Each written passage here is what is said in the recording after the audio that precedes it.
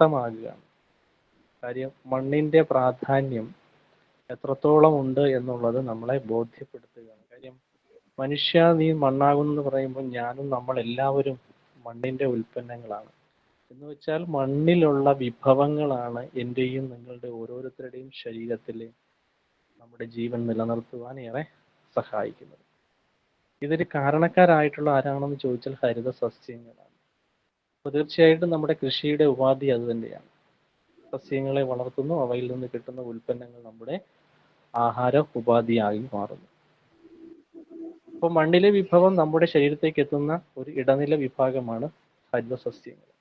അപ്പോൾ മണ്ണും സസ്യങ്ങളും ചേർന്നാലേ നമ്മുടെ ആരോഗ്യം പൂർണ്ണതയിൽ എത്തുകയുള്ളൂ, അല്ലെങ്കിൽ ഈ പ്രപഞ്ചത്തിന്റെ താളം പൂർണ്ണതയിൽ എത്തുകയുള്ളൂ. അപ്പോൾ മണ്ണിന്റെ ആരോഗ്യം, മണ്ണിന്റെ പരിപാലനം, മണ്ണിന്റെ സംരക്ഷണം, ഇത് കൃഷിയിൽ വളരെയേറെ പ്രാധാന്യം ഉണ്ട്. അപ്പൊ എന്താണ് മണ്ണ്? മണ്ണിന്റെ പരിപാലന രീതികൾ എന്തൊക്കെയാണ്? മണ്ണിന്റെ സ്വഭാവത്തെ അറിഞ്ഞാലേ നമുക്ക് മണ്ണിനെ പരിപാലിക്കാൻ പറ്റുള്ളൂ, അല്ലേ? അപ്പൊ എന്താണ് മണ്ണ്? മണ്ണ് എങ്ങനെയാണ് രൂപം കൊണ്ടത്? കോടാനുകോടി വർഷത്തെ പ്രവർത്തന ഫലമായി രൂപം കൊണ്ടിട്ടുള്ള ഒന്നാണ് മണ്ണെന്ന് പറയുന്നത്.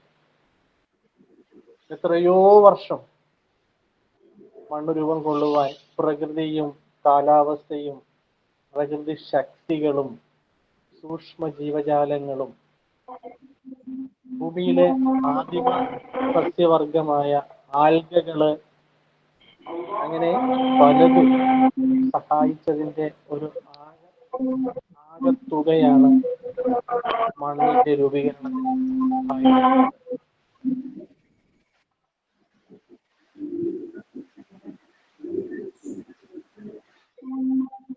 മണ്ണിന്റെ രൂപീകരണത്തിന് നമ്മളെ ഏറെ സഹായിച്ചിട്ടുള്ളത് ഞാൻ ഈ പറഞ്ഞ ഘടകങ്ങളാണ്. അപ്പൊ അതിൽ മാതൃവസ്തു ഒരു വലിയ ഘടകമാണ്. മണ്ണ് രൂപം കൊള്ളണമെന്നുണ്ടെങ്കിൽ തീർച്ചയായിട്ടും ഒരു മാതൃവസ്തു ആവശ്യമാണ്. പാറകൾ, ആ പാറകളാണ് പൊടിഞ്ഞ് പൊടിഞ്ഞ് പല രൂപത്തിലുള്ള പ്രവർത്തനങ്ങൾക്ക്, പല രീതിയിലുള്ള പ്രവർത്തനങ്ങൾക്ക് വിധേയമായി പൊടിഞ്ഞ് മണ്ണായി മാറും. ഒരു മാതൃവസ്തു ആവശ്യമാണ്. പിന്നെ പ്രകൃതി ശക്തികളുണ്ട്. അതുപോലെ തന്നെ കാലാവസ്ഥ, മാറി മറിഞ്ഞു വരുന്ന കാലാവസ്ഥകൾ, സൂക്ഷ്മ ജീവജാലങ്ങൾ അധിവസിക്കുന്ന, ഈ ഭൂമിയിൽ അധിവസിക്കുന്ന സൂക്ഷ്മ ജീവജാലങ്ങൾ, ആൽഗകൾ, ഇങ്ങനെ പലതും ഇതിന്റെ ഭാഗമായി വരുന്നു മണ്ണിന്റെ രൂപീകരണത്തെ സഹായിക്കാൻ. അപ്പൊ മാതൃവസ്തുവിന്റെ സ്വഭാവം എന്താണോ അതിനെ ആശ്രയിച്ചിരിക്കുന്നു ആ മണ്ണിന്റെ സ്വഭാവം. അപ്പൊ ആ മാതൃവസ്തു ഏത് രൂപത്തിലുള്ളതാണോ, ഏത് സ്വഭാവ സവിശേഷതയുള്ളതാണോ, ഏത് രൂപത്തിലുള്ള മൂലകങ്ങൾ കൂടുതലായിട്ട് അടങ്ങിയിരിക്കുന്നതാണോ, തീർച്ചയായിട്ടും ആ നിലയ്ക്കുള്ളതായിരിക്കും അവിടുത്തെ മണ്ണും. അപ്പൊ മണ്ണിന്റെ രൂപീകരണത്തിന് അനവധി ഘടകങ്ങളും കോടിക്കണക്കിന് വർഷങ്ങളും എടുത്തിരുന്നു എന്നുള്ളതാണ് യാഥാർത്ഥ്യം. നമുക്കറിയാം മണ്ണിന്റെ പ്രാധാന്യം എത്രമാത്രം വലുതാണ് എന്ന്. നമുക്ക് ചെറിയ ഉദാഹരണം പറഞ്ഞ് നമുക്ക് നമ്മൾ ഒരു ആപ്പിൾ എടുക്കുക. ആപ്പിളിനെ ഭൂമിയായി സങ്കല്പിക്കുക. ഒരു ആപ്പിൾ എടുത്തു, ആ ആപ്പിളിനെ ഭൂമിയായി സങ്കല്പിച്ചു. ഭൂമിയിൽ 3 ഭാഗം വെള്ളമാണെന്ന് നമുക്കറിയാം. അവിടെ കൃഷി നടക്കില്ല. അപ്പം ആപ്പിളിനെ 4 ഭാഗിച്ചു, അതിൽ 3 ഭാഗവും നമ്മൾ എടുത്തു മാറ്റി വെച്ചു. കാര്യം അവിടെ കൃഷി നടക്കില്ല. പിന്നെയുള്ളത് ഒരു ഭാഗമാണ്. ഈ ഒരു ഭാഗത്തിൽ പർവ്വതങ്ങളുണ്ട്, വലിയ വലിയ പർവ്വതങ്ങളുണ്ട്. അതുപോലെ തന്നെ മരുഭൂമികളുണ്ട്. അപ്പൊ തീർച്ചയായിട്ടും ആ പകുതിയെ വീണ്ടും പകുതിയാക്കി, ആ ഒരു ഭാഗത്തെ വീണ്ടും പകുതിയാക്കി മാറ്റി. ബാക്കി പകുതിയുണ്ട്. ആ ബാക്കി പകുതിയിലെ കെട്ടിടങ്ങളുണ്ട് ധാരാളം, വീടുകൾ ധാരാളമുണ്ട്. അവിടെ ഒരു കാരണവശാലും കൃഷി നടക്കും. ജനാധിപത്യ മേഖലയാണ്. അവിടെയൊന്നും കാര്യമായ രീതിയിൽ കൃഷി നടക്കില്ല. അപ്പൊ നമ്മൾ അതിനെ വീണ്ടും ഭാഗിച്ചു. നോക്കിക്കേ, ഒരു ചെറിയ ഒരു ഭാഗം, അതിന്റെ പുറമേയുള്ള ഒരു തോല് അല്ലേ, ആ ആപ്പിളിന്റെ ഏറ്റവും പുറമേയുള്ള ചെറിയൊരു തോല്, ചെറിയൊരു ഭാഗം, അത്രയേ ഉള്ളൂ ഭൂമിയിലെ കൃഷി ചെയ്യാനുള്ള മണ്ണിന്റെ വ്യാപ്തി. ആ മണ്ണിൽ നിന്നുകൊണ്ട് വേണം ഈ ഭൂമുഖത്തെ ജീവജാലങ്ങൾക്ക് ആവശ്യമായ അന്നം, ഭക്ഷണം ഉണ്ടാക്കാനായിട്ട്. അത്രയേറെ പ്രാധാന്യം ഉണ്ട് പരിപാലനത്തിന്.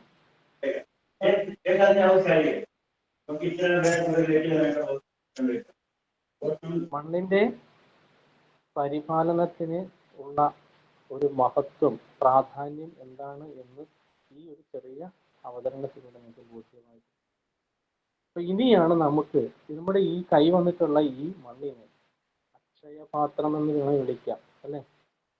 നിരൂപിക്കുമ്പോൾ ചോറും കറിയും കരിച്ചോട് പാത്രം തന്നിട്ടാണ് ഒരു കവിതയുണ്ട്. എന്ന പോലെ തന്നെയാണ് നമ്മൾ നിരൂപിച്ച ഉടനെ വരില്ല, പക്ഷെ നിരൂപിച്ചാലേ, ആ മണ്ണിൽ കൃഷി ചെയ്താലേ അവിടെ നിന്ന് അന്നം ഉത്പാദിപ്പിക്കും.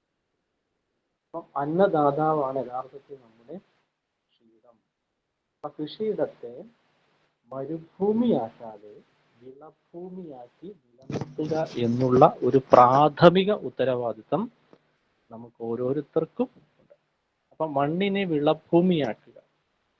വിളഭൂമിയാക്കണമെന്നുണ്ടെങ്കിൽ മണ്ണിന്റെ പരിപാലന രീതികളെ സംബന്ധിച്ച്, സ്വഭാവ സവിശേഷതകളെ സംബന്ധിച്ച് അതിന്റെ രീതിശാസ്ത്രം നമുക്കൊന്ന് നോക്കിപ്പോകാം.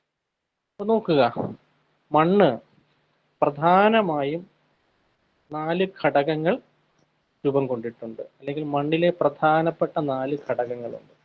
ഒന്ന് ധാതു പദാർത്ഥങ്ങൾ, രണ്ടാമത്തേത് ജൈവ പദാർത്ഥങ്ങൾ, പിന്നെ വെള്ളം, വായു. ഈ 4 ഘടകങ്ങളെ ആശ്രയിച്ചാണ് മണ്ണിന്റെ സ്വഭാവ രൂപീകരണം, പ്രത്യേകിച്ചും മണ്ണിന്റെ ഫലപുഷ്ടി എന്ന് പറയുന്ന രൂപത്തിലേക്ക് കാര്യങ്ങൾ നോക്കുന്നത്. അപ്പോൾ ധാതു പദാർത്ഥങ്ങൾ ശരാശരി 45 മുതൽ 50% വരെ ഉണ്ടായിരിക്കണം. ജൈവ പദാർത്ഥം, ജൈവാംശം 5% കുറഞ്ഞതാവണം. വെള്ളത്തിന്റെ അളവ്, വെള്ളത്തെ പിടിച്ചു നിർത്താനുള്ള ശേഷി 20 മുതൽ 25% വരെ ഉണ്ടാവണം. വായുവിന്റെ എയറേഷൻ അഥവാ വായുവിന്റെ സാന്നിധ്യം മണ്ണിൽ 20 മുതൽ 25% വരെ ഉണ്ടായിരിക്കണം. ഈ 4 ഘടകങ്ങളാണ് പ്രധാനപ്പെട്ട കാര്യങ്ങൾ. ഈ 4 ഘടകങ്ങളിലെ ഏറ്റക്കുറച്ചിലുകളാണ് നമ്മുടെ കൃഷിയെ സ്വാധീനിക്കുന്നത്. അപ്പൊ ഈ 4 ഘടകങ്ങൾ നോക്കി അവയ്ക്കുണ്ടാകുന്ന ഏറ്റക്കുറച്ചിലുകൾ പരിഹരിക്കുമ്പോഴാണ് നമ്മുടെ കൃഷി ശരിയായ അർത്ഥത്തിൽ മുന്നോട്ട് പോകുക. അപ്പൊ ഈ 4 ഘടകങ്ങൾ ഈ പറഞ്ഞ അനുപാതത്തിൽ ഉണ്ടെങ്കിൽ അത്തരം മണ്ണിനെ നമ്മൾ വിളിക്കും ഫലപുഷ്ടിയുള്ള മണ്ണ്. ഇപ്പൊ ഫലപുഷ്ടി എന്ന വാക്ക് നമ്മൾ കേൾക്കാറുണ്ട്. എന്താണ് ഈ ഫലപുഷ്ടി എന്ന് കൃത്യമായി നിർവചിക്കാനായിട്ട് നമുക്ക് ഈ പറഞ്ഞ 4 ഘടകങ്ങളെ കൂടി ആശ്രയിക്കേണ്ടതായിട്ട് വരുന്നു. ഇതാണ് 4 ഘടകങ്ങൾ. അതാണ് മണ്ണിന്റെ ഫലപുഷ്ടിയെ നിർണ്ണയിക്കുന്ന വിഭാഗം. ഇനി മണ്ണിന് ഒത്തിരി സ്വഭാവ സവിശേഷതകളുണ്ട്. മണ്ണിന്റെ സ്വഭാവ സവിശേഷത, അന്തർലീനമായിരിക്കുന്ന സ്വഭാവങ്ങളെ നമുക്ക് പൂർണ്ണാർത്ഥത്തിലൊന്നും പഠിക്കാൻ ആർക്കും കഴിഞ്ഞിട്ടുണ്ടാവില്ല. കാര്യം പഠിക്കും തോറും ഇനിയും ഏറെ അറിവുണ്ടാക്കാനുണ്ട്, കൂടുതൽ അറിയാനുണ്ട് എന്നുള്ളൊരു തോന്നലാണ് നമുക്ക് വരാറുള്ളത്. അത്രയേറെ രഹസ്യങ്ങളുടെ ഒരു ഇരിപ്പിടമാണ്, ഒളിഞ്ഞിരിക്കുകയാണ്, രഹസ്യങ്ങൾ ഒളിഞ്ഞിരിക്കുന്ന ഒരു മേഖലയാണ് മണ്ണ്. അപ്പം നമ്മൾ ചവിട്ടി നടക്കുന്ന മണ്ണ്, ആ പാദത്തിനടിയിലുള്ള ഒരു പിടി മണ്ണിനെ പോലും നമുക്ക് പൂർണ്ണമായ അർത്ഥത്തിൽ അതിന്റെ വിവരങ്ങൾ തരാൻ സാധിക്കുന്നില്ല. കാര്യം അത്രയേറെ രഹസ്യ സ്വഭാവം അല്ലെങ്കിൽ അത്രയേറെ വിജ്ഞാനപ്രദമാണ് ആ മണ്ണിനകത്ത് അടങ്ങിയിരിക്കുന്ന കാര്യങ്ങൾ എന്നുള്ളത്. എങ്കിലും ചെറിയ ചെറിയ സാഹചര്യങ്ങളെ വെച്ചുകൊണ്ട് കൂടുതൽ പഠനങ്ങൾക്ക് വിധേയമാക്കിയതിന്റെ അടിസ്ഥാനത്തിൽ കുറച്ച് കാര്യങ്ങൾ നമുക്ക് അറിയാൻ സാധിച്ചിട്ടുണ്ട്. ആ അറിയാൻ സാധിച്ചിട്ടുള്ള കാര്യങ്ങൾ പ്രധാനപ്പെട്ടതാണ് ഭൗതിക സ്വഭാവമെന്നും രാസ സ്വഭാവമെന്നും ജൈവ സ്വഭാവമെന്നും അറിയപ്പെടുന്ന 3 സ്വഭാവ സവിശേഷതകൾ. മണ്ണിന്റെ പ്രധാന സ്വഭാവ സവിശേഷതകളാണ് ഭൗതിക സ്വഭാവം, രാസ സ്വഭാവം, ജൈവ സ്വഭാവം. എന്താണ് ഈ ഭൗതികമായിട്ടുള്ള സ്വഭാവം? മണ്ണ് നമ്മൾ കയ്യിലെടുത്തു കഴിഞ്ഞാൽ നമുക്ക് ഭൗതികമായിട്ടുള്ള സാഹചര്യങ്ങളെ സംബന്ധിച്ച വിലയിരുത്തൽ നടത്താനായിട്ട് സാധിക്കും. ഇപ്പോൾ ഭൗതിക സ്വഭാവം നമുക്കറിയാം. മണ്ണ് പരിശോധന ലാബിലേക്ക് മണ്ണ് കൊണ്ടുപോയി കഴിഞ്ഞാൽ അവരത് കൃത്യമായി പരിശോധിച്ച് അതിൻ്റെ വിവരങ്ങൾ നമുക്ക് തരും. അതിനകത്തല്ല ഈ പറയുന്ന വിവരങ്ങളും നമ്മുടെ ഭൗതികമായിട്ടുള്ള കാര്യങ്ങളും ഒക്കെ അതിനകത്ത് ഉൾക്കൊള്ളുന്നുണ്ട്. അപ്പോൾ മണ്ണിന്റെ ഭൗതിക സ്വഭാവം എന്താണെന്ന് ചോദിച്ചാൽ, ഒന്ന് നിറം, ഒന്ന് രചന, ഒന്ന് ഘടന, പിന്നെ വായുവിന്റെ സഞ്ചാരം, അതിലെ ജലാംശത്തിന്റെ അളവ്. അപ്പൊ ഇങ്ങനെയുള്ള കാര്യങ്ങളാണ് അതിന്റെ ഭൗതികമായിട്ടുള്ള സ്വഭാവത്തിൽ വരുന്നത്. നമുക്ക് നേരിട്ട് കണ്ട് മനസ്സിലാക്കാനായിട്ട് സാധിക്കും. അതിന്റെ കളർ എന്താണ്, അതിനകത്തുള്ള തരിവലിപ്പം എന്താണ്, അല്ലെ? ഓരോ തരത്തിലുള്ള തരികളുണ്ട്. പാറയെന്നും ചരലെന്നും മണലെന്നും ചെളിയെന്നും എക്കലെന്നും ഒക്കെ പറഞ്ഞ് നമ്മൾ പല രീതിയിൽ മണ്ണിനെ വേർതിരിച്ച് വെച്ചിട്ടുണ്ട്, ക്ലാസിഫൈ ചെയ്ത് വെച്ചിട്ടുണ്ട്. അപ്പം ഇത് ഏത് തരത്തിലുള്ള മണ്ണാണ്, ആ മണ്ണിന്റെ കളർ എന്താണ്, അതിനകത്ത് തരിവലിപ്പം എങ്ങനെയുണ്ട്, അതെങ്ങനെയാണ്, അതിന്റെ ഘടന എങ്ങനെയാണ്, എങ്ങനെയുള്ള അടുക്കാണത് എന്നൊക്കെ ഉള്ളത് നമുക്ക് നോക്കി മനസ്സിലാക്കാനായിട്ട് സാധിക്കും. നല്ല കട്ടിയുള്ള മണ്ണാണോ, അതോ കുറച്ചും കൂടി പശിമ കൂടിയ മണ്ണാണോ, അല്ലെ, ലൂസായ മണ്ണാണോ, ഇളകിയ മണ്ണാണോ എന്നുള്ളതൊക്കെ നമുക്ക് കാണാൻ പറ്റും, നേരിട്ട് കണ്ട് മനസ്സിലാക്കാനായിട്ട് സാധിക്കും. അതിനകത്ത് ജലാംശത്തിന്റെ തോതുണ്ടോ, അല്ലെ, ഇതൊക്കെ നമുക്ക് നേരിട്ട് കണ്ട് മനസ്സിലാക്കാൻ പറ്റും. ഇതൊക്കെ ഭൗതികമായിട്ടുള്ള സ്വഭാവ സവിശേഷതകളിൽ വരുന്ന ഒന്നാണ്. ഇതിനൊക്കെ വളരെയേറെ പ്രാധാന്യമുണ്ട്. ഈ ഭൗതിക ഗുണങ്ങളെ തന്നെ പറയുകയാണെങ്കിൽ വളരെയേറെ പ്രാധാന്യമുണ്ട് രചന ഘടന എന്നൊക്കെ പറയുന്ന വിഭാഗത്തിൽ. കാര്യം തരികളുടെ വലിപ്പം സൂക്ഷ്മ അറകളും സ്ഥൂല അറകളും എന്നൊക്കെ പറഞ്ഞ് ഭാഗങ്ങളുണ്ട്. ഒന്ന് വെള്ളത്തെ കയറ്റി ഇറക്കുമ്പോൾ മറ്റൊന്ന് വായുവിന്റെ സഞ്ചാരം സുഗമമാക്കുക. ഇങ്ങനെയൊക്കെയുള്ള പല കാര്യങ്ങളും ഒക്കെ ഉണ്ട്. അപ്പൊ തരിവലിപ്പമൊക്കെ ഇതിനകത്ത് വളരെയേറെ പ്രാധാന്യമുണ്ട്. അപ്പൊ അതിന്റെ കൂടെ ഈ പശിമരാശിയുള്ള, പ്രത്യേകിച്ചും ഇപ്പൊ ക്ലിയർ ആകുന്നുണ്ട്? സർ മൈക്ക് അടുത്ത് പിടിച്ച് പറയുമ്പോഴേ ക്ലിയർ ആകുന്നുള്ളൂ. ഓക്കെ, ആയിക്കോട്ടെ. ഞാനിപ്പോ മൈക്ക് എടുത്ത് പിടിച്ചിരിക്കും. കേൾക്കാമല്ലോ അല്ലേ? ഇപ്പൊ ഓക്കെ സർ. ഓക്കെ. അപ്പം ഈ രചന എന്ന് പറയുന്നത് അതിന് ഞാൻ പറഞ്ഞു തരിവലിപ്പം. അപ്പം സൂക്ഷ്മ അറകളും സ്ഥൂല അറകളും എന്നൊക്കെ നമ്മൾ പറയാറുണ്ട്. അപ്പം അത് വായുവിന്റെ സാന്നിധ്യവും ജലത്തിന്റെ സാന്നിധ്യവും ഒക്കെ ഉറപ്പിക്കുകയാണ് മണ്ണിൽ. അപ്പൊ തീർച്ചയായിട്ടും ഇതിനിടയിൽ പശ പോലെ ചെളികളും ഒക്കെ വന്ന് അടിഞ്ഞുകൂടി സ്വാഭാവികമായിട്ട് ഈ മണൽത്തരികളെ അങ്ങ് യോജിപ്പിച്ച് നിർത്തുകയാണ് ചെയ്യുന്നത്. അതിനാണ് നമ്മൾ ഈ ജൈവ വളങ്ങളൊക്കെ മണ്ണിലേക്ക് കൊടുക്കുന്നത്. മണൽത്തരികളെ തമ്മിൽ യോജിപ്പിച്ച് നിർത്തിക്കൊണ്ട് അതിനകത്ത് ജലത്തിന്റെയും വായുവിന്റെയും സാന്നിധ്യം ഉറപ്പിക്കുക. അങ്ങനെ കൃഷിക്ക് അനുയോജ്യമായിട്ടുള്ള ഒരു മണ്ണിന്റെ സാഹചര്യം, മണ്ണിന്റെ ഘടന രൂപപ്പെടുത്തിയെടുക്കുക എന്നുള്ളതാണ് നമ്മൾ ഈ ജൈവവള പ്രയോഗത്തിന്റെയൊക്കെ മറ്റൊരു പ്രസക്തി. അപ്പൊ അത് നമുക്ക് കുറച്ചുകൂടെ ആഴത്തിൽ പഠിക്കേണ്ട കാര്യങ്ങളാണ്. ഇപ്പൊ എന്തായാലും നമ്മുടെ ക്ലാസ്സിനെ സംബന്ധിച്ചിടത്തോളം നമുക്കത് അത്രയ്ക്ക് പോകേണ്ട കാര്യമില്ല. ഒരു ജനറൽ ആയിട്ടുള്ള വിവരങ്ങളെ സംബന്ധിച്ച് നോക്കിപ്പോകാം. അപ്പം ഇതൊക്കെയാണ് ഭൗതികമായിട്ടുള്ള ഗുണഗണങ്ങൾ, സ്വഭാവ സവിശേഷതകൾ മണ്ണിന്റെ. രണ്ടാമത് മണ്ണിന്റെ രാസഗുണങ്ങളാണ്. രാസഗുണങ്ങള് വളരെ വളരെ പ്രാധാന്യമുണ്ട്. കാര്യം ഭൗതിക ഗുണം നമുക്ക് നേരിട്ട് കണ്ട് മനസ്സിലാക്കാം. പക്ഷെ രാസഗുണം നമുക്ക് ലാബിന്റെ സഹായത്തോടു കൂടി, ഒരു ടെക്നീഷ്യന്റെ സഹായത്തോടു കൂടി മാത്രമേ വിലയിരുത്താനായിട്ട് കഴിയൂ എന്നുള്ളതാണ്. അല്ലെങ്കിൽ സാങ്കേതികമായിട്ടുള്ള അറിവുള്ള ഒരാളുടെ വിലയിരുത്തൽ കൂടി ചേർത്താലേ നമുക്ക് ആ രാസഗുണത്തിന്റെ ശരിയായ സ്വഭാവ സവിശേഷത നമുക്ക് മനസ്സിലാക്കാനായിട്ട് സാധിക്കും. നമ്മുടെ മണ്ണിന്റെ ഒരു പ്രത്യേകതയാണത്. ഇപ്പൊ രാസഗുണങ്ങൾ, മണ്ണിന്റെ ഇക്വേഷൻ ശരിയാവണം. മണ്ണിന്റെ കെമിസ്ട്രി ശരിയായില്ല എന്നുണ്ടെങ്കിൽ നമ്മുടെ കൃഷി പരാജയപ്പെട്ടു പോകും എന്നുള്ളതാണ് യാഥാർത്ഥ്യം. അപ്പൊ മണ്ണിന്റെ കെമിസ്ട്രി, മണ്ണിന്റെ ഇക്വേഷൻ അത് ക്ലിയർ ആകണം. ഇത് നമുക്ക് ലാബ് പരിശോധനയിലൂടെ, ലാബിലെ സാമ്പിൾ എടുത്തുള്ള പരിശോധനയിലൂടെ നമുക്ക് കൃത്യമായി മനസ്സിലാക്കാനായിട്ട് സാധിക്കും. അപ്പൊ നോക്കുക, രാസഗുണങ്ങളിൽ ഏറ്റവും പ്രധാനപ്പെട്ടതാണ് മണ്ണിന്റെ pH മൂല്യം. നിങ്ങൾക്കറിയാം pH എന്ന് പറഞ്ഞാൽ എന്താണ് അല്ലെ? Potential hydrogen. മണ്ണിലെ അമ്ല ക്ഷാര സൂചികയുടെ നിലവാരമാണ് pH മൂല്യം. ഇപ്പൊ അമ്ല സ്വഭാവമുണ്ട്, ക്ഷാര സ്വഭാവമുണ്ട്. മണ്ണിന് രണ്ട് സ്വഭാവ സവിശേഷതകളുണ്ട്, അമ്ലതയുണ്ട്, ക്ഷാരവുമുണ്ട്. നമ്മുടെ കാര്യത്തിൽ കൃഷിയെ സംബന്ധിച്ചിടത്തോളം മണ്ണിന്റെ കാര്യമാണ് നമ്മൾ നോക്കുന്നത്. അതുകൊണ്ട് മണ്ണിന്റെ അമ്ല ക്ഷാര സൂചിക pH മൂല്യം വളരെ പ്രാധാന്യമുള്ള ഒന്നാണ്. രണ്ടാമത്തേത് ലവണാംശം. മണ്ണിലെ ലവണത്തിന്റെ തോത് എത്രമാത്രമുണ്ട് എന്നുള്ളത് വളരെയേറെ പ്രാധാന്യമുള്ള ഘടകമാണ്. പിന്നെയുള്ളത് മണ്ണിലെ ഓർഗാനിക് കാർബൺ, മണ്ണിന്റെ ജൈവാംശം, മണ്ണിന്റെ ജീവൻ, മണ്ണിലെ ജീവന്റെ അളവ് അല്ലെങ്കിൽ മണ്ണിലെ ജൈവാംശത്തിന്റെ അളവ് എത്രയുണ്ട് എന്നുള്ളതാണ് അവിടെ പരിശോധിക്കപ്പെടുന്ന മറ്റൊരു ഘടകം. പിന്നെയുള്ളത് വിവിധ മൂലകങ്ങൾ മണ്ണിൽ എത്രമാത്രം അടങ്ങിയിട്ടുണ്ട്, കൂടുതലാണോ കുറവാണോ എന്നതിനെ സംബന്ധിച്ചൊക്കെ ഉള്ള ഒരു വിലയിരുത്തൽ. ഇങ്ങനെ മണ്ണിന്റെ രാസഗുണങ്ങളിൽ വരുന്ന ഈ പ്രധാനപ്പെട്ട ഈ 4 കാര്യങ്ങളും അതീവ പ്രാധാന്യമുള്ളതാണ്. കൃഷിയെ സംബന്ധിച്ചിടത്തോളം വളരെ വളരെ പ്രാധാന്യമുള്ളതാണ് ഈ 4 ഘടകങ്ങൾ. ഇപ്പൊ മണ്ണിന്റെ pH മൂല്യം, അമ്ല ക്ഷാര സൂചിക. ഇത് കൂടാതെ മണ്ണിന്റെ ജൈവ ഗുണങ്ങൾ എന്നൊരു വിഭാഗമുണ്ട്.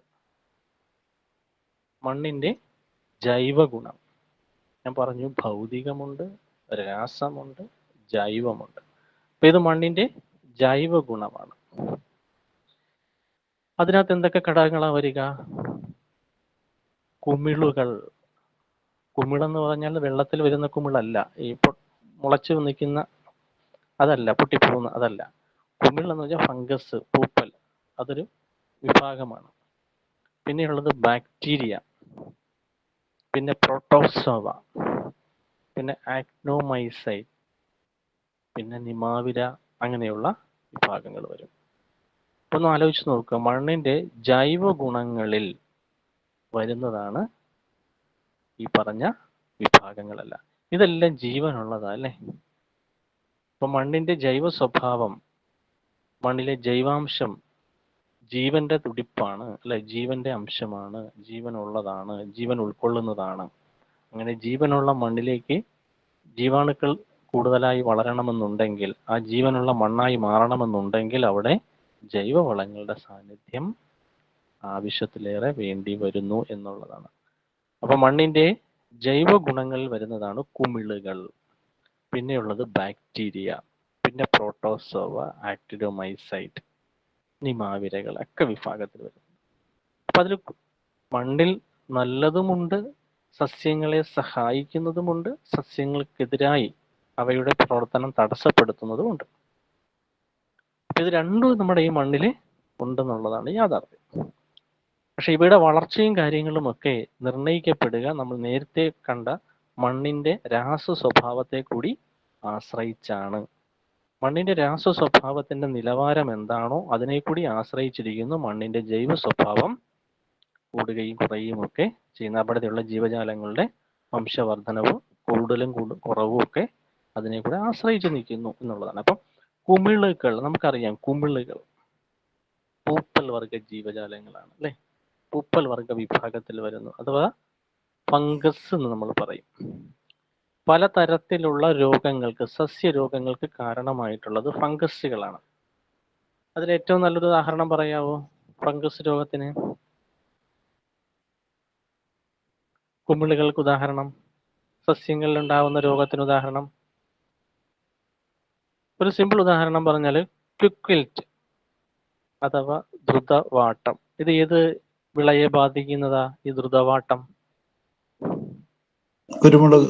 കുരുമുളകാണ്. വളരെ ശരിയാണ്, കുരുമുളക്. അപ്പൊ കുരുമുളകിനുണ്ടാകുന്ന ദ്രുതവാട്ടം അഥവാ ക്വിക്ക് വിൽറ്റ് എന്ന് പറയുന്നത് ഫൈറ്റോതോറ കാപ്സിസി എന്ന് പറയുന്ന ഒരു ഫംഗസ് മൂലം ഉണ്ടാവുന്നതാണ്. അപ്പൊ ഒരു രോഗം ഉണ്ടാക്കുന്ന ഫംഗസ് ഈ മണ്ണിലുണ്ട് അല്ലെ. അതുമാത്രമല്ല, ഒട്ടനവധി ഫംഗസുകളുണ്ട് രോഗമുണ്ടാക്കുന്ന. ഇവയ്ക്കെതിരായി പ്രവർത്തിക്കുന്ന ഒരു ഫംഗസ് ഉണ്ട്, അതറിയാവോ? ഒരു രോഗാണുവിനെതിരായി, രോഗമുണ്ടാക്കുന്ന ഫംഗസുകൾക്കെതിരായി പ്രവർത്തിക്കുന്ന മണ്ണിലെ തന്നെ മറ്റൊരു ഫംഗസ് ഉണ്ട്. അതിന്റെ അറിയാവോ?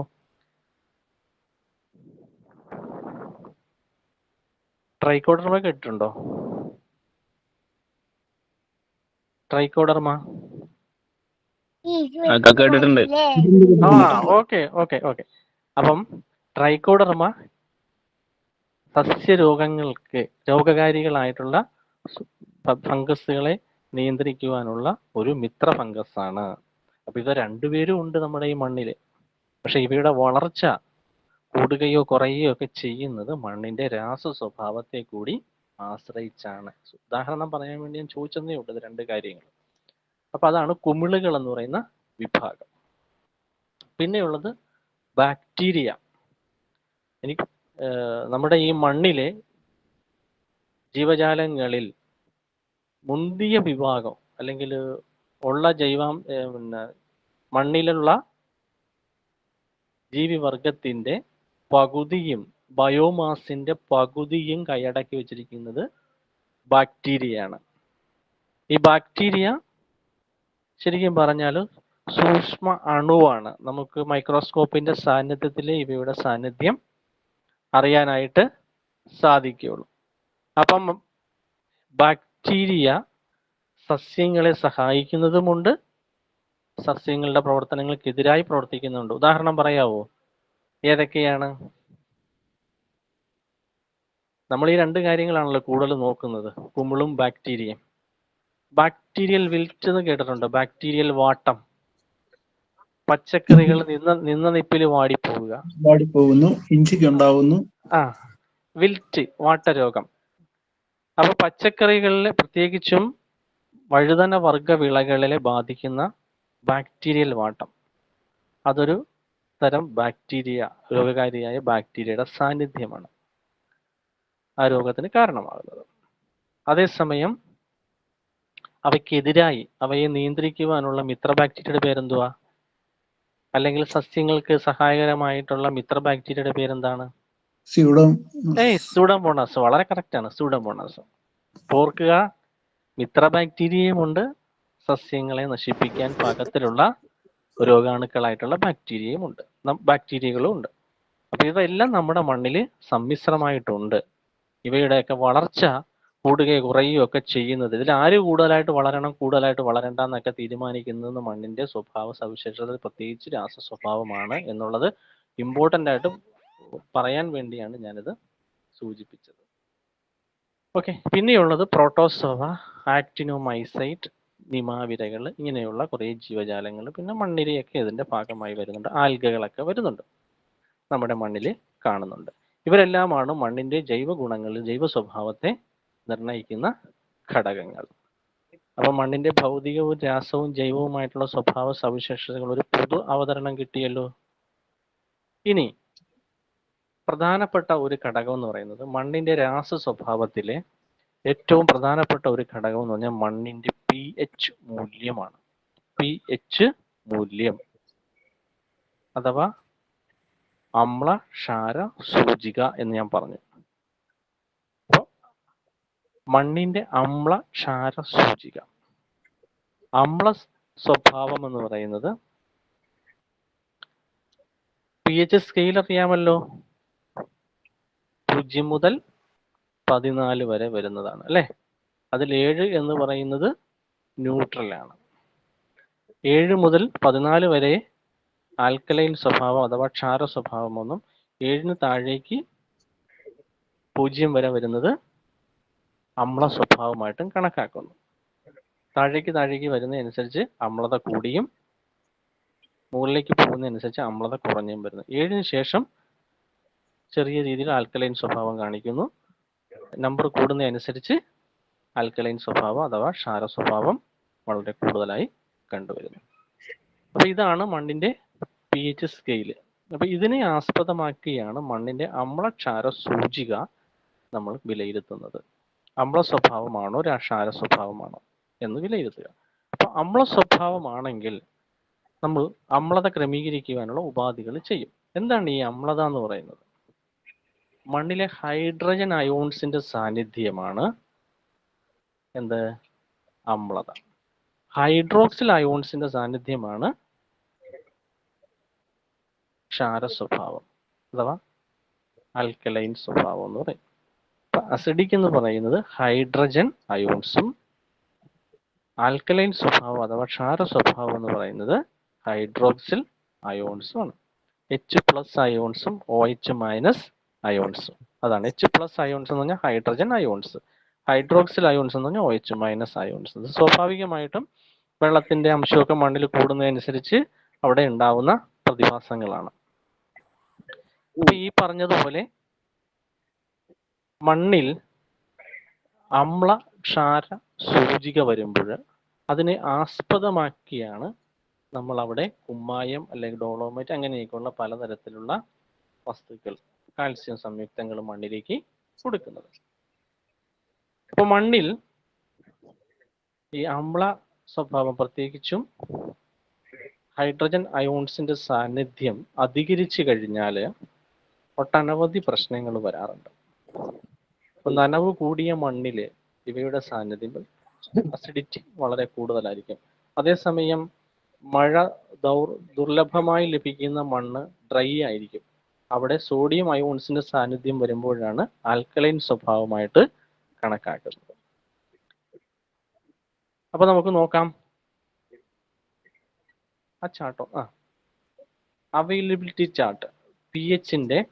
pH വെച്ചുകൊണ്ട് മണ്ണിലെ ന്യൂട്രിയൻസ് സസ്യങ്ങൾക്ക് എത്രമാത്രം ഫലപ്രദമായി കിട്ടുന്നു എന്നുള്ളതിന്റെ ഒരു അവൈലബിലിറ്റി ചാർട്ടാണത്. നോക്കുക, ഓരോ pH റേഞ്ചിലും ഓരോ തരത്തിലുള്ള മൂലകങ്ങൾ, സസ്യങ്ങൾക്ക് പലതരത്തിലുള്ള മൂലകങ്ങൾ ആവശ്യമാണ്, നമുക്കറിയാം. ഈ മൂലകങ്ങൾ കിട്ടുന്നത് കൊടുക്കുന്ന വളങ്ങളിൽ നിന്നും പ്രകൃതിയിൽ നിന്നും ഒക്കെയാണ്. അപ്പൊ നമ്മൾ കൊടുക്കുന്ന വളങ്ങളിൽ നിന്നാണ് കൂടുതൽ മൂലകങ്ങളും സസ്യങ്ങൾക്ക് ആവശ്യമായി വരുന്നത്, അവ എടുക്കുന്നത്. മണ്ണിലെ ഞാൻ പറഞ്ഞല്ലോ, മണ്ണിലെ 4 ഘടകങ്ങളാണ് മണ്ണിന്റെ ഫലപുഷ്ടി നിശ്ചയിക്കുന്നതെന്ന് പറഞ്ഞു. അതിൽ 45 മുതൽ 50% വരെയും മണ്ണിലെ മൂലക ലഭ്യതയാണ് പറയുന്നത്. ആ മൂലക ലഭ്യത ശരിയായ അർത്ഥത്തിൽ സസ്യങ്ങൾക്ക് കിട്ടണമെന്നുണ്ടെങ്കിൽ, കൊടുക്കുന്ന വളങ്ങളിലുള്ള മൂലകങ്ങളൊക്കെ കിട്ടണമെന്നുണ്ടെങ്കിൽ മണ്ണിന്റെ കെമിസ്ട്രി, മണ്ണിന്റെ ഇക്വേഷൻ ക്ലിയർ ആയിരിക്കണം. അപ്പൊ നോക്കുക, ആ ചാർട്ടിൽ തന്നെ കൃത്യമായി കാണിച്ചിട്ടുണ്ട്. 6 എന്ന് പറയുന്ന pH റേഞ്ചും 5 എന്ന് പറയുന്ന pH റേഞ്ചും 7 എന്ന് പറയുന്ന pH റേഞ്ചും നോക്കിക്കഴിഞ്ഞാൽ മനസ്സിലാക്കാൻ പറ്റും ഓരോ മൂലകങ്ങളും എത്രമാത്രം ലഭ്യമാകുന്നു. 5-ൽ നൈട്രജന്റെ അളവ് താരതമ്യേന കുറവാണ് അല്ലെ pH റേഞ്ചിൽ. ഫോസ്ഫറസിന്റെ അളവ് അതിലേറെ കുറവാണ്. അതേസമയം ഒരു 6.5 നോക്കിക്കേ, നൈട്രജൻ ഏറ്റവും ഭംഗിയായി കിട്ടുന്നു, ഫോസ്ഫറസ് ഏറ്റവും ഭംഗിയായി കിട്ടുന്നു, പൊട്ടാസ്യം ഏറ്റവും ഭംഗിയായി കിട്ടുന്നു അല്ലെ. അപ്പൊ നോക്കുക, സസ്യങ്ങൾക്ക് ആവശ്യമായിട്ടുള്ള പോഷകങ്ങൾ ശരിയായ അർത്ഥത്തിൽ ശരിയായ രീതിയിൽ സസ്യങ്ങൾക്ക് എടുക്കാൻ കഴിയുന്നത് മണ്ണിലെ അമ്ലക്ഷാര സൂചികയിലെ പ്രത്യേകിച്ച് 6.5, 6-നും 7-നും ഇടയ്ക്കുള്ള ഒരു pH ലെവലാണ് എങ്കിൽ, നേരിയ അമ്ലതയുള്ള മണ്ണാണ് എങ്കിൽ ആ മണ്ണിൽ നിന്ന് സസ്യങ്ങൾക്ക് കൂടുതലായിട്ട് പോഷകങ്ങൾ എടുക്കാൻ കഴിയുമെന്നുള്ളതാണ്. പ്രത്യേകിച്ചും വളപ്രയോഗം കാര്യക്ഷമമാകുന്നത് അപ്പോഴാണ്. ഈ 5 എന്ന് പറയുന്ന സാഹചര്യത്തിലാണ് നമ്മുടെ മണ്ണ് നിൽക്കുന്നത് എങ്കിൽ അവിടെ നമ്മൾ എത്ര വളം കൊടുത്താലും കാര്യമായ ഒരു പ്രയോജനം കിട്ടുന്നില്ല എന്നുള്ളതാണ് യാഥാർത്ഥ്യം. അപ്പൊ നമ്മുടെ മണ്ണിന്റെ സ്വഭാവം, pH സ്വഭാവം അല്ലെങ്കിൽ മണ്ണിന്റെ രാസ സ്വഭാവത്തിൽ വരുന്ന ഈ അമ്ല pH മൂല്യം ഒരു 6-നും 6-നും 7-നും ഇടയ്ക്ക് നിലനിർത്തിക്കൊണ്ട് പോകുകയാണ് എങ്കിൽ വളപ്രയോഗവും കാര്യക്ഷമമാകും, വിളകൾക്ക് നന്നായി പോഷകങ്ങൾ കിട്ടും, നല്ല കരുത്തോടു കൂടി വിളകൾ വളരുകയും ചെയ്യും. രോഗകീട പ്രശ്നങ്ങൾ, പ്രത്യേകിച്ച് രോഗബാധ വളരെ കുറയുകയും ചെയ്യും. കാര്യം ആ ലെവലിൽ വളരുന്ന സൂക്ഷ്മാണുക്കൾക്ക് മാത്രമേ അവയ്ക്ക് മുന്നോട്ട് പോകാനായിട്ട് സാധിക്കൂ. പ്രത്യേകിച്ചും സസ്യങ്ങളെ ദോഷകരമായി ബാധിക്കുന്ന പലതരത്തിലുള്ള സൂക്ഷ്മാണുക്കളും അമ്ല സ്വഭാവം അധികരിച്ച് നിൽക്കുന്ന, കൂടിയ അളവിൽ നിൽക്കുന്ന മണ്ണിലാണ് കാണുക. അപ്പം മിത്ര ബാക്ടീരിയയുടെ അളവ്, മിത്ര ഫംഗസിന്റെ അളവും വളരെ കുറവായിരിക്കും ആ മണ്ണിൽ. അതേസമയം മണ്ണിന്റെ അമ്ലത താരതമ്യേന കുറഞ്ഞു കഴിഞ്ഞാൽ രോഗകാരികളായിട്ടുള്ള സൂക്ഷ്മാണുക്കളുടെ വളർച്ച മണ്ണിൽ കുറയുകയും രോഗപ്രതിരോധ സംവിധാനം ശക്തിപ്പെടുത്തി വിളകളെ സംരക്ഷിക്കുന്ന മിത്രജീവാണുക്കളുടെ വളർച്ച ആ മണ്ണിൽ കൂടുതലായി ഉണ്ടാകുകയും ചെയ്യും എന്നുള്ളതാണ്. അപ്പൊ അതുകൊണ്ടാണ് പലപ്പോഴും ചില സമയങ്ങളിൽ നമ്മൾ ഈ ബാക്ടീരിയൽ വിൽറ്റ് തന്നെ എക്സാമ്പിൾ എടുത്തു കഴിഞ്ഞാൽ, ബാക്ടീരിയൽ വിൽറ്റ് ഉണ്ടാക്കുന്നതിന് കാരണമാകുന്ന ബാക്ടീരിയ കൂടുതലായിട്ട് കാണുന്നത് അമ്ല സ്വഭാവം അധികരിച്ച് നിൽക്കുന്ന മണ്ണിലാണ്. കാര്യം ഇവയുടെ പോപ്പുലേഷൻ ഹൈ ആയിരിക്കാം മണ്ണിൽ. അതേസമയം ഇവയ്ക്കെതിരായി പ്രവർത്തിക്കുന്ന, ഇവയെ നിയന്ത്രിക്കാൻ പാകത്തിലുള്ള സൂക്ഷ്മാണുവിന്റെ വളർച്ച ആ മണ്ണിൽ കുറയുന്നു എന്നതുകൊണ്ട് തന്നെയാണ് ആ വിളകളെ രോഗാണു കയറി വേഗത്തിൽ പിടിക്കുന്നതും രോഗത്തിന് വിധേയമാക്കുന്നതും രോഗത്തിന് കീഴ്പ്പെട്ട് ആ വിള നശിച്ചു പോവുകയും ചെയ്യുന്നത്. അപ്പോൾ മണ്ണിന്റെ രാസ സ്വഭാവം വളരെയേറെ പ്രാധാന്യമുള്ള ഒരു മേഖലയാണ്. ഇനി നോക്കാം, ഈ അമ്ലത ഉണ്ടാവാനുള്ള കാരണങ്ങൾ എന്തൊക്കെയാണ്. നമ്മൾ പറഞ്ഞു അമ്ലത ഉണ്ട്, മണ്ണിന്റെ രാസ സ്വഭാവം. ഈ അമ്ലത ഉണ്ടായാലുള്ള പ്രശ്നങ്ങൾ എന്താണെന്ന് നമ്മൾ കണ്ടു അല്ലെ. പോഷകങ്ങൾ, രോഗങ്ങൾ, പോഷകങ്ങൾ കിട്ടുന്നില്ല, രോഗത്തിന്റെ ആധിക്യം കൂടുന്നു, അങ്ങനെയുള്ള പല കാര്യങ്ങളും വരുന്നു. ഇനിയും ഉണ്ട് ഏറെ കാര്യങ്ങൾ പറയാം. ഇനി നോക്കാം, അമ്ലത ഉണ്ടാവാനുള്ള കാരണങ്ങൾ എന്താണ്. ഒന്ന്, രാസവളങ്ങളുടെ ക്രമാതീതമായിട്ടുള്ള ഉപയോഗം. രാസവളങ്ങളുടെ അളവിൽ കവിഞ്ഞുള്ള ശുപാർശയ്ക്ക് അപ്പുറത്തേക്ക് നമ്മൾ കൂടുതലായിട്ട് രാസവളങ്ങൾ കൊടുക്കാറുണ്ട് എന്നുള്ളതാണ്. രണ്ട്, ജൈവവളങ്ങളുടെ അളവ് താരതമ്യേന മണ്ണിൽ കുറയുന്നു എന്നുള്ളതാണ്.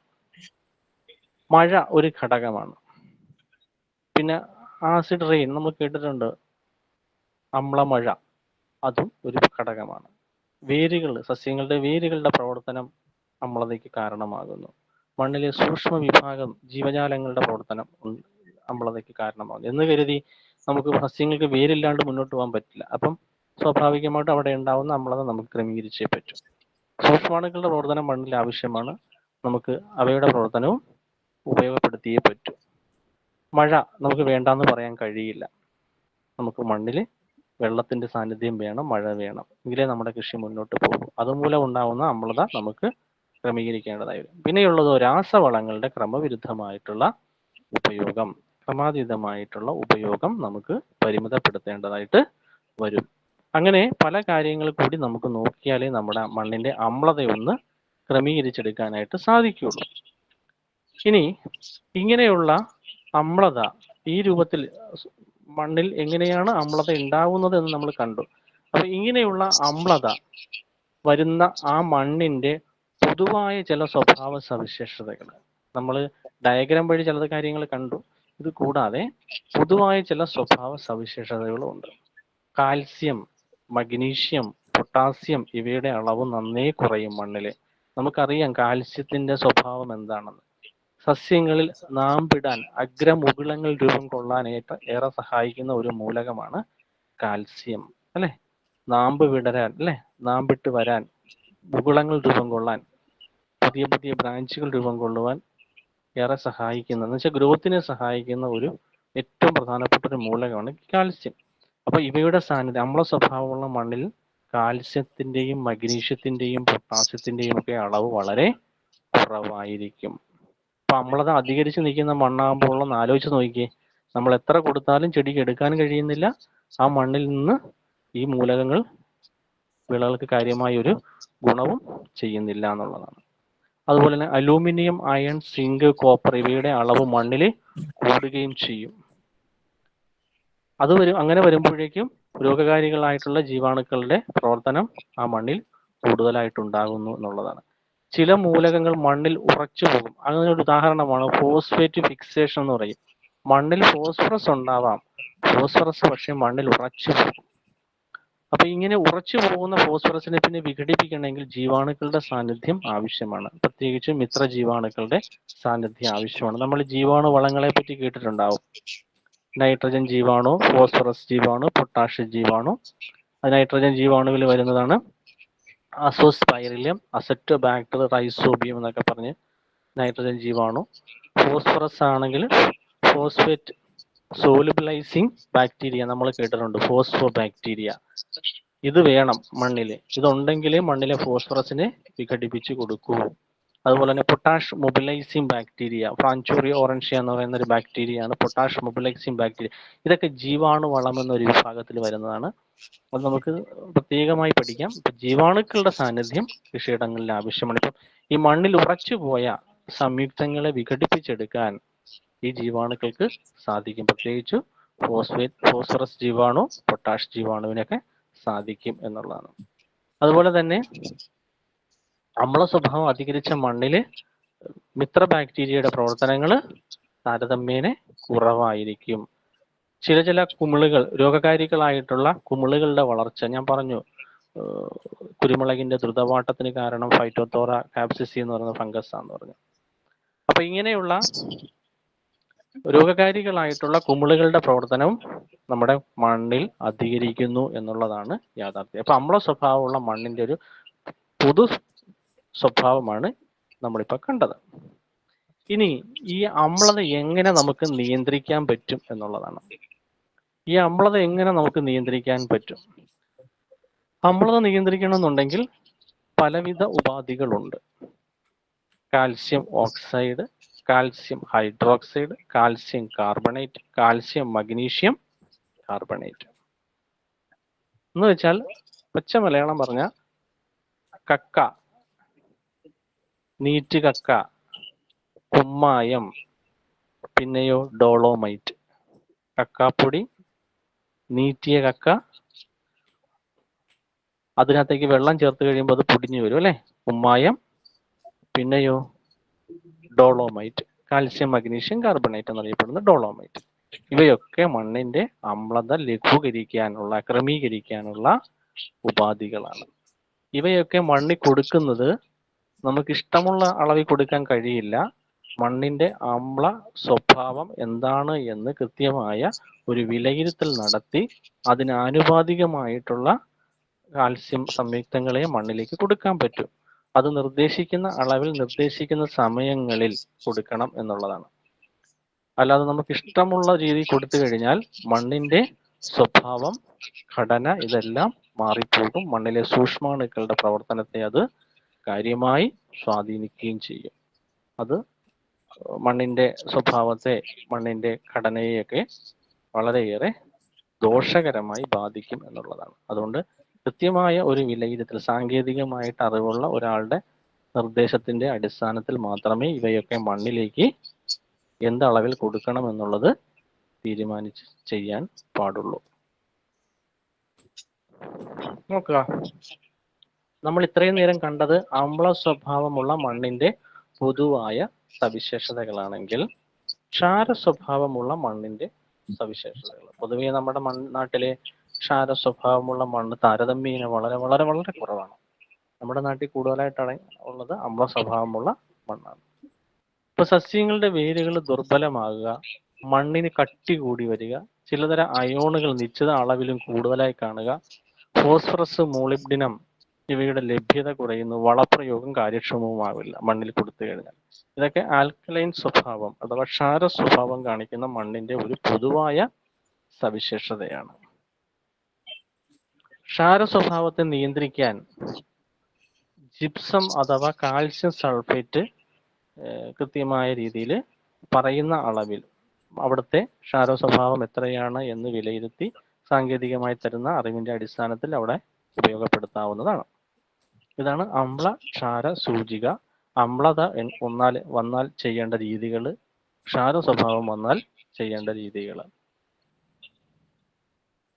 ഇത് പലപ്പോഴും നമ്മളുടെ കൃഷിയിടത്തെ ഒന്ന് പൊതുവായി വിലയിരുത്തി കൃഷിയിടത്തിലെ മണ്ണെടുത്ത് പരിശോധിച്ച് അതിൽ നിന്ന് കിട്ടുന്ന ആകെത്തുകയാണ് ഞാൻ നേരത്തെ പറഞ്ഞ കാര്യങ്ങൾ. അപ്പൊ നമ്മൾ ക്ലാസ്സിന്റെ തുടക്കത്തിൽ പറഞ്ഞ 4 ഘടകങ്ങൾ ഇവിടെ വളരെയേറെ പ്രാധാന്യമുണ്ട്. കാര്യം ഈ 4 ഘടകങ്ങളും മണ്ണ് പരിശോധനയിൽ പരിശോധിക്കപ്പെടുന്നുണ്ട്, വിലയിരുത്തപ്പെടുന്നുണ്ട്. അതിന്റെ അടിസ്ഥാനത്തിലാണ് എത്രമാത്രം ജൈവവളങ്ങൾ മണ്ണിൽ കൊടുക്കണം, പോഷകത്തിന്റെ കമ്മിയുണ്ടോ, കുറവാണോ, കൂടുതലാണോ എന്ന് നിശ്ചയിക്കുന്നതൊക്കെ. അപ്പൊ അതിന്റെ അടിസ്ഥാനത്തിലാണ് നമുക്ക് വളപ്രയോഗം ചെയ്യേണ്ടതായിട്ടുള്ള കാര്യങ്ങൾ ആ മണ്ണ് പരിശോധന ഷീറ്റിനകത്ത് കൃത്യമായി രേഖപ്പെടുത്തുന്നത്. പിന്നെ കേരളത്തിൽ ഒട്ടനവധി മണ്ണുകളുണ്ട്. പല സ്വഭാവത്തിലും പല രീതിയിലുമൊക്കെയുള്ള പലതരത്തിലുള്ള മണ്ണുകളുണ്ട്. അത് ജനറൽ ആയിട്ടുള്ളൊരു അറിവിന് വേണ്ടി പറയുന്നത് മാത്രമേ ഉള്ളൂ. ലാറ്ററൈറ്റ് മണ്ണുണ്ട്, ചെമ്മണ്ണ്, കരിമണ്ണ്, തീരദേശ എക്കൽ മണ്ണ്, കുന്നിൻ പ്രദേശത്തെ മണ്ണ്, കറുത്ത മണ്ണ്, വനഭൂമി മണ്ണ്, ഇങ്ങനെ പല രീതിയിലുള്ള മണ്ണുകൾ നമ്മുടെ ഭൂപ്രകൃതിയിൽ ഉണ്ട്. ചിലതിന് പോഷക മൂല്യം കൂടുതലാണ്, ചിലതിന് പോഷക മൂല്യം കുറവാണ്. ഇതൊക്കെ നമ്മുടെ നാട്ടും പുറത്ത് പൊതുവായി കാണുന്ന മണ്ണിനങ്ങളാണ്. ലാറ്ററൈറ്റ് മണ്ണ്, ചെമ്മണ്ണ്. പ്രാഥമിക മൂല്യങ്ങൾ പൊതുവെ കാണില്ല എന്നുള്ളതാണ് യാഥാർത്ഥ്യം. അത് അമ്ലത അധികരിച്ച് നിൽക്കുന്ന മണ്ണാണ് എന്നാണ് പൊതുവെ കണക്കാക്കിയിരിക്കുന്നത്. കരിമണ്ണ്, ജൈവാംശം കൂടുതലാണ് ഈ മണ്ണിൽ, വായുസഞ്ചാരമൊക്കെ കുറവായിരിക്കും ഇത്തരം മണ്ണിലെന്നാണ് കണക്കാക്കിയിരിക്കുന്നത്. ഈർപ്പത്തിന്റെ അംശമൊക്കെ ഈ കരിമണ്ണിൽ ധാരാളമായിട്ട് കാണുന്നു എന്നുള്ളതാണ്. തീരദേശ എക്കൽ മണ്ണ്, മണലിന്റെ അംശമാണ് കൂടുതൽ, ജലാംശം താരതമ്യേന കുറവാണ്, നമുക്കറിയാം. എക്കൽ മണ്ണ് ചുവപ്പ് കലർന്ന ബ്രൗൺ നിറത്തിലുള്ള മണ്ണാണ്. പൊട്ടാസ്യം പൊതുവെ കാണാറുണ്ട്. നൈട്രജനും ഫോസ്ഫറസും ഒക്കെ വളരെ കുറവായിട്ടാണ് കാണിക്കുന്നത്. എക്കൽ മണ്ണ്, കുന്നിൻ പ്രദേശങ്ങളിലെ മണ്ണ്, അവിടെ ചരലിന്റെ അളവൊക്കെ ഞാൻ നേരത്തെ പറഞ്ഞു. ടെക്സ്ചർ അഥവാ മണ്ണിന്റെ രചനയെ പറ്റി പറഞ്ഞപ്പോൾ ഞാൻ പറഞ്ഞിരുന്നു, അത് പലതായിട്ട് തരിവലിപ്പം അനുസരിച്ച് നമ്മൾ പലതായിട്ട് തരംതിരിച്ചിട്ടുണ്ട് എന്നുള്ളത്. ഇപ്പൊ ചരലിന്റെ അളവൊക്കെ 10 to 50% വരെയൊക്കെ ഇത്തരം കുന്നിൻ പ്രദേശങ്ങളിലെ മണ്ണിൽ കാണാറുണ്ട്. തരിവലിപ്പം താരതമ്യേന കൂടിയ അളവിൽ കാണാറുണ്ട്. അതൊക്കെ ചിലപ്പോൾ കൂടുതലായിട്ടും വെള്ളത്തിന്റെയും അതുപോലെ തന്നെ വളത്തെ പിടിച്ചു നിർത്താനുള്ള ശേഷിയൊക്കെ ആ മണ്ണിൽ കുറയുന്നതായിട്ട് കാണാറുണ്ട്. ഒലിച്ചിറങ്ങി അങ്ങ് പോകും. അപ്പോഴാണ് അവിടെ കൂടുതലായിട്ട് ജൈവവളങ്ങളും മറ്റുമൊക്കെ കൊടുത്ത് പുതയൊക്കെ ഇട്ട് കൊടുത്ത് മണ്ണിന്റെ ഫലപുഷ്ടി വർദ്ധിപ്പിക്കുന്നത്. കറുത്ത മണ്ണ്, വനഭൂമി മണ്ണ്, ഇതൊക്കെ നല്ല മതിയായ അളവിൽ സസ്യപോഷകങ്ങൾ ലഭ്യമായിട്ടുള്ള മണ്ണാണ് ഈ വനഭൂമി മണ്ണെന്ന് പറയുന്നത്. ധാരാളം സൂക്ഷ്മാണുക്കളും ഒക്കെ അതിനകത്ത് അധിവസിക്കുന്നുണ്ടാവും. പലതരത്തിലുള്ള ജീവിവർഗങ്ങൾ ഇത്തരത്തിലുള്ള മണ്ണിൽ അധിവസിക്കുന്നു. പല രീതിയിലുള്ള പോഷക വിന്യാസവും ഒക്കെ ഈ മണ്ണുകളിൽ ഉണ്ട്. ഞാൻ തുടക്കത്തിലേ പറഞ്ഞു, മാതൃവസ്തുവിന്റെ സ്വഭാവം എന്താണോ അതിനെ ആശ്രയിച്ചിരിക്കുന്നു ആ മണ്ണിന്റെ പൊതുവായ സ്വഭാവ സവിശേഷത എന്നത്.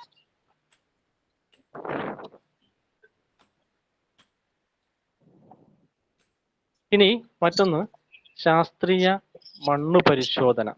എന്തിനാണ് മണ്ണ് പരിശോധിക്കണം, അല്ലെ? മണ്ണ് പരിശോധന എന്തിനാണ്? മണ്ണിന്റെ ഉൽപാദനക്ഷമത നിർണ്ണയിക്കാൻ, രാസ ഭൗതിക ജൈവ സ്വഭാവത്തെ അറിയാൻ, ശരിയായ രീതിയിലുള്ള വളപ്രയോഗത്തിന്, പാഴ്ചെലവുകൾ കുറയ്ക്കുക, ഇതൊക്കെ ലക്ഷ്യം വെച്ചുകൊണ്ടാണ് നമ്മൾ മണ്ണ് പരിശോധന നമ്മുടെ കൃഷിയിടത്തിൽ നടത്തുന്നത്. ഈ രീതിയിൽ കൃഷിയിടത്തിലെ നോക്കിക്കണ്ടുകൊണ്ട് മണ്ണ് പരിശോധന നടത്തി കഴിഞ്ഞാൽ നമുക്ക് എന്തെല്ലാം കാര്യങ്ങൾ അവിടെ ക്രമീകരിക്കണം എന്നുള്ളത് അറിയാനായിട്ട് സാധിക്കും. സമയം ആയിട്ടുണ്ടെന്ന് എനിക്കറിയാം. എന്തായാലും അല്പം കൂടി വെയിറ്റ് ചെയ്യാൻ തയ്യാറാണെങ്കിൽ ഞാൻ സ്ലൈഡ് പൂർത്തീകരിക്കാം. കുഴപ്പമില്ല. ഓക്കെ. അപ്പൊ മണ്ണിന്റെ ഉൽപാദനക്ഷമത നിർണ്ണയിക്കണം. എത്രത്തോളം കപ്പാസിറ്റി മണ്ണിനുണ്ട്, വിളയെ സംരക്ഷിച്ച് വിള ഉൽപാദനം, അവിടുന്ന് ഉൽപാദനം ഗണ്യമായി വർദ്ധിപ്പിക്കാനുള്ള ശേഷിയുണ്ടോ മണ്ണിന്. പിന്നെ മണ്ണിന്റെ രാസഭൗതിക ജൈവ സ്വഭാവം, അത് ഞാൻ നേരത്തെ പറഞ്ഞു, അത് എത്രമാത്രം ഉണ്ട്. ശരിയായ വളപ്രയോഗത്തിന് ഈ മണ്ണ് പരിശോധന സഹായിക്കുന്നുണ്ട്. അതുപോലെ തന്നെ നമ്മുടെ പോക്കറ്റിൽ നിന്ന് അമിതമായി പണം ചെലവാക്കുന്ന, പാഴായി പോകുന്ന അവസ്ഥ ഒഴിവാക്കാനും ഈ മണ്ണ് പരിശോധനയിലൂടെ നമുക്ക് സാധിക്കുന്നു. കൃത്യമായ ഒരു വിവരം നമുക്ക് നമ്മുടെ കൃഷിയിടത്തെ സംബന്ധിച്ച് ശേഖരിക്കാൻ നമുക്ക് മണ്ണ് പരിശോധനയിലൂടെ സാധിക്കുന്നു. ഇനി മണ്ണ് സാമ്പിൾ എടുക്കുമ്പോൾ ശ്രദ്ധിക്കേണ്ട കാര്യങ്ങൾ: വളം, കുമ്മായം ഇവ നൽകിയിട്ടുണ്ടെങ്കിൽ 3 മാസം മുൻപോ പിൻപോ സാമ്പിൾ എടുക്കാവുള്ളൂ. അപ്പോൾ വളമോ കുമ്മായമോ നൽകിയിട്ടുണ്ടെങ്കിൽ 3 മാസം കഴിഞ്ഞേ എടുക്കാവൂ. അല്ലെങ്കിൽ വളവും കുമ്മായവും ഒക്കെ കൊടുക്കുന്നതിന് മുമ്പായി മണ്ണ് സാമ്പിൾ ശേഖരിക്കണം. അഥവാ ചെയ്താൽ 3 മാസം കഴിഞ്ഞിട്ടേ, വളവോ കുമ്മായോ എന്തെങ്കിലും കൊടുത്തിട്ടുണ്ടെങ്കിൽ 3 മാസം കഴിഞ്ഞ് മാത്രമേ മണ്ണ് സാമ്പിൾ ശേഖരിക്കാവൂ. വളക്കുഴിയുടെ അടുത്തൊന്ന് വെള്ളം കെട്ടി നിൽക്കുന്ന സ്ഥലമോ വളക്കുഴിയോ ഒന്നും മണ്ണ് സാമ്പിൾ എടുക്കാനായിട്ട് ഉപയോഗപ്പെടുത്തരുത്. വളക്കുഴിയുടെ അടുത്ത് പോയി എടുക്കരുത്. വെള്ളം കെട്ടി നിൽക്കുന്നിടത്തൊന്നും മണ്ണ് സാമ്പിൾ എടുക്കരുത്. പ്രത്യേകിച്ച് വരമ്പിനോട് ചേർന്ന് നിൽക്കുന്ന ഭാഗം, ഉണങ്ങിയ മരക്കുറ്റി, ഇവയൊക്കെ നമ്മുടെ കൃഷിയിടങ്ങളിൽ കാണും. അവയുടെ സമീപത്തുനിന്ന് പോയും മണ്ണ് ശേഖരിക്കാൻ പാടില്ല. മണ്ണ് ശേഖരിക്കേണ്ടത് എപ്പോഴും കൃഷിയിടത്തിന്റെ പല ഭാഗങ്ങളിൽ നിന്നാണ്. 6 ആഗ് മൂടൽ, തലകും വിലങ്ങും ആണ് മണ്ണ് ശേഖരിക്കേണ്ടത്. അരയടി മുതൽ 1.5 അടി വരെ, ഒരടിയും 1.5 അടിയും ഒരടിയും 1.5 അടിയുമാണ് ശരാശരി മണ്ണ് സാമ്പിൾ ശേഖരിക്കേണ്ടതിന്റെ ആഴം. അപ്പം ദീർഘകാല വിളകളാണെങ്കിൽ 1.5 അടി വരെ ആഴത്തിൽ അടിമണ്ണും കൂടെ എടുത്ത് നമുക്ക് പരിശോധിക്കാം. ഹ്രസ്വകാല വിളകൾക്കൊക്കെ ആണെങ്കിൽ 1 അടി വരെ താഴ്ചയിൽ വി ഷേപ്പിൽ മണ്ണ് കട്ട് ചെയ്ത് അവിടെ നിന്ന് നമുക്ക് മണ്ണ് ശേഖരിച്ച് സാമ്പിൾ എടുത്ത് ചെയ്യാം. ഇപ്പൊ ശരാശരി ഒരു 5 ഏക്കർ വരെയുള്ള ഈ ഒരു യൂണിറ്റിനെ ഒരു യൂണിറ്റായിട്ട് നമുക്ക് കണക്കാക്കി അവിടെ 15-20 മുതൽ മൈക്രോ സാമ്പിൾ 15-20 മൈക്രോ സാമ്പിൾ എടുത്ത് ആ സാമ്പിളുകളെല്ലാം കൂടി യോജിപ്പിച്ച് ഒറ്റ സാമ്പിൾ ആക്കാം. വ്യത്യസ്തമായ രീതിയിൽ വ്യത്യസ്തമായ ഏരിയയിൽ നിന്നാണ് നമുക്ക് എടുക്കേണ്ടെങ്കിൽ വ്യത്യസ്തമായ സാമ്പിൾ എടുക്കേണ്ടി വരും. വ്യത്യസ്തമായ മണ്ണ് ആണ് എങ്കിൽ വ്യത്യസ്തമായി തന്നെ സാമ്പിൾ ശേഖരിക്കേണ്ടതായി വരും. ഇത് കൂടാതെ ഏതെങ്കിലും പ്രത്യേക ഏരിയയിൽ ഉൽപാദന മികവ് കാണിക്കുന്നില്ല എങ്കിൽ പ്രത്യേകമായി തന്നെ നോക്കണമെന്നുണ്ടെങ്കിൽ അതിനായി പ്രത്യേകം മണ്ണ് സാമ്പിൾ ശേഖരിക്കേണ്ടതായി വരും. തട്ടുതട്ടായിട്ടുള്ള ഭൂപ്രകൃതിയാണ്, വ്യത്യസ്തമായിട്ടുള്ള ഘടനയും നിറവ്യത്യാസവും ഒക്കെ കാണുന്നുവെങ്കിൽ വ്യത്യസ്തമായി തന്നെ അതിനനുസരിച്ചുള്ള സാമ്പിൾ ശേഖരിക്കേണ്ടതായി വരും. അങ്ങനെ വ്യത്യസ്തമായിട്ടുള്ള രീതിയിലാണെങ്കിൽ വ്യത്യസ്തമായ രീതി തന്നെയും, അല്ലെങ്കിൽ പൊതു സ്വഭാവം നിലനിർത്തുന്നതാണെങ്കിൽ പൊതുവായിട്ടുള്ള രീതി അനുസരിച്ച് 1/2 കിലോ വരെ സാമ്പിൾ നമുക്ക് ഈ 15-20 മൈക്രോ സാമ്പിൾ എടുത്ത് അതെല്ലാം കൂടെ സോർട്ട് ചെയ്ത് അതിന് ചതുർവിഭജനം എന്ന് നമ്മൾ പറയും. മണ്ണ് സാമ്പിൾ എടുത്ത് ഒരു പേപ്പറിൽ ചാക്കിലോ മറ്റോ ഇട്ട് അത് തള്ളത്ത് എവിടെയെങ്കിലും ഇട്ട് അതിന് കട്ടയെല്ലാം എടുത്ത് കളഞ്ഞ് അഴുക്കെല്ലാം എടുത്ത് കളഞ്ഞ് ചതുരിച്ച് അതിന്റെ പുറത്ത് കുരിശ് വരയ്ക്കുന്ന അധിക ചിഹ്നം വരച്ച 4 അതിന്റെ കോണോട് കോൺ ചേർന്ന ഭാഗം എടുത്ത് മറ്റേ 2 കോൺ തള്ളിക്കളഞ്ഞ് അങ്ങനെ 1/2 കിലോ ആകുന്നത് വരെ ആ ചതുർവിഭജന പ്രക്രിയ നടത്തി വേണം മണ്ണ് നമ്മൾ ശേഖരിച്ച് സാമ്പിളാക്കി ലാബിലേക്ക് കൊണ്ടുപോകാൻ. പിന്നെയുള്ളത് മണ്ണിന്റെ സൂര്യതാപീകരണം. മണ്ണിന്റെ സൂര്യതാപീകരണം മണ്ണിലെ കളകളെയും അതുപോലെ തന്നെ മണ്ണിലെ കീടത്തിന്റെ ആധിക്യം മുട്ടകളെയും ഒക്കെ നശിപ്പിക്കുകയും അതുപോലെ തന്നെ രോഗകാരികളായിട്ടുള്ള ഫംഗസുകളെയും ബാക്ടീരിയയൊക്കെ നശിപ്പിച്ചുകൊണ്ട് മണ്ണിനെ ഉൽപാദനക്ഷമത വർദ്ധിപ്പിക്കുവാനുള്ള ഒരു നല്ല ഉപാധിയാണ് സൂര്യതാപീകരണം. അത് മാർച്ച് ഏപ്രിൽ മാസങ്ങളിലാണ് ഏറ്റവും അഭികാമ്യം. വിവിധ സസ്യ രോഗകാരികൾ, നിമാവിരകൾ, വിവിധ തരത്തിലുള്ള കളകൾ, അവയുടെ വിത്തുകൾ, കീടങ്ങളുടെ മുട്ടകൾ ഇവയൊക്കെ നശിപ്പിക്കുവാൻ ഏറ്റവും ഫലപ്രദമായിട്ടുള്ള ഒന്നാണ് സൂര്യതാപീകരണം. ചതുരശ്ര മീറ്ററിന് 5 ലിറ്റർ, പ്രത്യേകിച്ചും ഈ മണ്ണ് നമുക്ക് സൂര്യതാപീകരണം നടത്തുവാനുള്ള മണ്ണ് എടുത്ത് ബെഡ് പോലെ ഇട്ട് അതിനകത്തേക്ക് ജൈവവളം കൂടെ ചേർത്ത് ഇളക്കി ഇടുവാണെങ്കിൽ വളരെ നല്ലത്. അതിനകത്തേക്ക് ഒരു 5 ചതുരശ്ര മീറ്ററിന് 5 ലിറ്റർ വെള്ളമെങ്കിലും മിനിമം കൊടുത്തുകൊണ്ട് അതിനകത്ത് ഇളക്കി ചേർത്ത് 100 മുതൽ 150 ഗേജ് ഉള്ള സുതാര്യമായ പ്ലാസ്റ്റിക് ഷീറ്റ് ഇട്ട് അതിന്റെ പുറമെ ഒന്ന് കവർ ചെയ്ത് 4 വശവും മണ്ണിട്ട് ലോക്ക് ചെയ്ത് കഴിഞ്ഞാൽ 1 മാസം അതിനു മേലെ കിടന്നാലും കുഴപ്പമില്ല. നല്ല സൂര്യപ്രകാശം കിട്ടുന്നിടത്ത് ഇത് ചെയ്യുവാണെങ്കിൽ നല്ല രീതിയിൽ സൂര്യപ്രകാശം ഇതിനകത്തേക്ക് അടിച്ച് അണുവിമുക്തമാക്കി മണ്ണിനെ മാറ്റിത്തരും. അങ്ങനെ 1 മാസം വരെ അല്ലെ 1 മാസത്തിന് മുകളിലോ നമുക്കങ്ങനെ മണ്ണ് ലോക്ക് ചെയ്ത് 4 വശവും മണ്ണിട്ട് ലോക്ക് ചെയ്ത് ഈ പ്ലാസ്റ്റിക് ഷീറ്റ് ഇട്ട് നമുക്ക് ആ മണ്ണിനെ അണുവിമുക്തമാക്കി എടുക്കാം. അങ്ങനെ ഒരു മണ്ണിൽ നമുക്ക് തീർച്ചയായിട്ടും നല്ല രീതിയിലുള്ള വിളകൾ ചെയ്തെടുക്കാനായിട്ട് സാധിക്കും എന്നുള്ളതാണ്. സൂര്യതാപീകരണം ചെയ്യുമ്പോൾ ശ്രദ്ധിക്കേണ്ട ഒരു കാര്യം കൂടെ പറഞ്ഞ് ഞാൻ നിർത്താം. വേനൽക്കാലത്ത് നടത്തുന്ന ഈ സൂര്യതാപീകരണം നടത്തേണ്ടത് വേനൽക്കാലത്താണ്, മഴക്കാലത്ത് ചെയ്യാൻ കഴിയില്ല. സൂര്യപ്രകാശം ഉള്ള സ്ഥലം വേണം നമ്മൾ തിരഞ്ഞെടുത്ത് സൂര്യതാപീകരണം നടത്താൻ. നല്ലപോലെ ചൂട് കിട്ടുന്ന സൂര്യപ്രകാശം കിട്ടുന്ന സ്ഥലം വേണം അതിനായി തിരഞ്ഞെടുക്കേണ്ടത്. മണ്ണ് കൂന കൂട്ടിയിട്ട് സൂര്യതാപീകരണം ചെയ്യരുത്. മണ്ണിൽ ആവശ്യത്തിന് നനവ് ഉറപ്പുവരുത്തി വേണം സൂര്യതാപീകരണം ചെയ്യാൻ. ആ മൾച്ചിങ് ഷീറ്റ്, പ്ലാസ്റ്റിക് ഷീറ്റ് ആ ബെഡിന്റെ പുറത്ത് ഇടുമ്പോൾ 4 വശവും ലോക്ക് ചെയ്ത് പൂർണ്ണമായും ലോക്ക് ചെയ്ത് വേണം സൂര്യതാപീകരണം നടത്താൻ. 1 മാസമോ അതിലേറെയോ സമയം കൊടുക്കാം മണ്ണിന്റെ സൂര്യതാപീകരണം നടത്താനായിട്ട്.